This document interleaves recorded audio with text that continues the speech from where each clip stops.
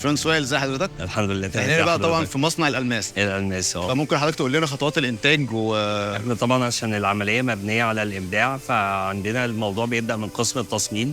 يعني هو دايما هي البدايه عندهم، وهم اللي بيقودوا العمليه، هم اللي بيعملوا التصميم وبعدين انتوا هنا بتنفذوه. بالظبط. وبعد كده بنبدا ننفذه في صوره منتج 3D.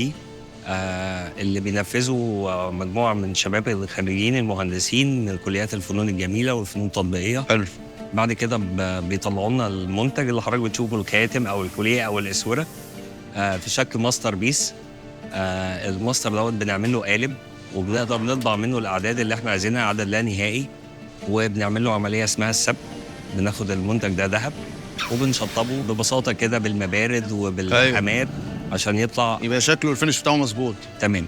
وبعد كده المنتج بيدمر، وبنعمل عمليه اسمها صف الاحجار، اللي هي اختيار الاحجار الكريمه المتلائمه مع القطعه. حلو. وبعد كده يدخل هنا عند القسم اللي احنا واقفين فيه ده قسم التركيب. بيتركب الاحجار تحت الميكروسكوب. بعد كده بتجيلي القطعه في شكلها يعني النهائي بقى تقريبا، وتبتلي وتطلع للمبيعات. في عندنا اداره جوده مختصه بفحص المنتج ما بين كل مرحلتين. حلو. هنا انا عارف ان انتوا النظافه مش زي ما احنا متخيلين، اللي هو نغسل بالخرطوم والناس تنظف ايديها كده، لان هم كلهم بيشتغلوا بحاجات حساسه قوي، عشان هو احنا شغالين في معدن غالي جدا. فالحته ايوه التراب ليه قيمه فعلا. فازاي بتقدروا تسيطروا على الحاجات دي؟ كل عامل عندنا بيغسل ايده في المكان اللي هو فيه. بيبقى كلهم عندهم مكان معين لغسيل الايد. لا، كل واحد في التيبل بتاعه بيبقى جنبه حاجه بيغسل فيها ايديه قبل ما يكون، بينزل منه حاجات ممكن تتفضى بعد كده من الميه. الهواء اللي احنا فيه ده بيبقى فيه حاجات يعني انا اقصد دلوقتي عليا شويه حاجات يعني فبتقدروا تقللوا فكره ان الحاجات دي بعد كده بنغسلها. بيكملوا غسيل ايديهم في حنفيات او احواض موجوده داخل المصنع، مش غير بره هنا. المصنع، غير اللي هم بيعملوه يعني. حلو. واحنا بناخد الميه دي وبنشتغل عليها بعمليات كيميائيه، بنقدر نستخلص اي ذهب موجود. وبيطلع فعلا. طبعا.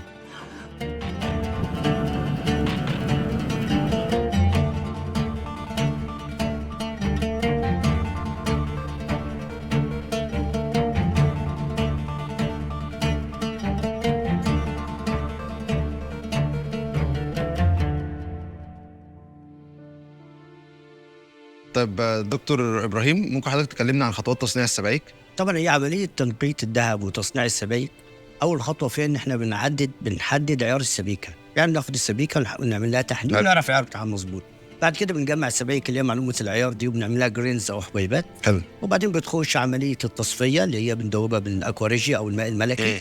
وبنرجع نرصب كل معدن لوحده، بناخد الذهب نصهره، نرجع نعيد عياره مرة تانية عشان نتأكد من العيار بتاعه. حلو. وبيبقى عندك دهب خام ونبدأ نعمل بيه بقى المنتجات بتاعتنا. وده النص. طب السبائك أول حاجة أصغر حاجة إيه؟ يعني إيه من أصغر حاجة من جرام. أول؟ تبدأ بجرام. ده كام مثلا؟ دي 10 جرام. دي 10. فهي 10 20. بداية من الجرام دي ال 100 لل 12 كيلو ونص. دكتور ده الكيلو. تمام. طيب امال السبائك اللي احنا بقى متعودين عليها في لا ده شغل سيما ده. زي الشغل بتاعكم كده. لكن لانه مش معقول هيقدر يشيل 12 كيلو ونص. اللي هي بتبقى شكلها عارف ان هي 12 المفروض وزنها 12 كيلو ونص. طب هل ماشي الشكل ده نفسه موجود طبعا 12 كيلو ونص احنا بننتجه. طيب. بس ده للبنوك. طيب دكتور ابراهيم، احنا طبعا اي مصنع علشان يصدر بيبقى لازم يكون حصلوا على شهادات معينه او امتيازات معينه. حضرتك تقول لنا يعني طبعا احنا اول مختبر في مصر او اول شركه في مصر بتحصل على الإيجاك اللي هي الايزو 17025 لاعتماد العيار. حلو. من المجلس الوطني المصري.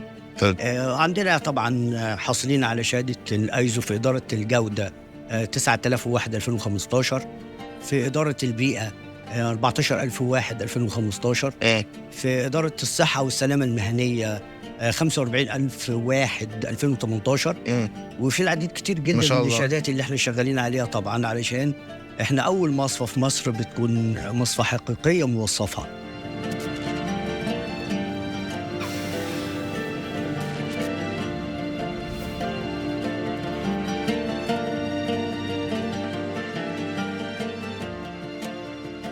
اغلى حاجه شلتها في حياتي كان ولادي طبعا. تعالوا نشوف بقى تاني اغلى حاجه شلتها في حياتي. ده بقى الماده الخام للذهب. لا ده الذهب الصافي بعد ما تصفى يعني 20. ده كده الذهب الصافي تماما. ايوه. وهو بالجروف كده زي التراب. بالجروف بالظبط. يعني انا ممكن شوف الكافه دي دلوقتي معاك 4 كيلو. يعني دي كده 4 كيلو يعني مثلا 10 مليون ما شاء تقريبا. الله دي 10 مليون. يعني انا كمان ماسك جروف دلوقتي ب 10 مليون ما شاء الله.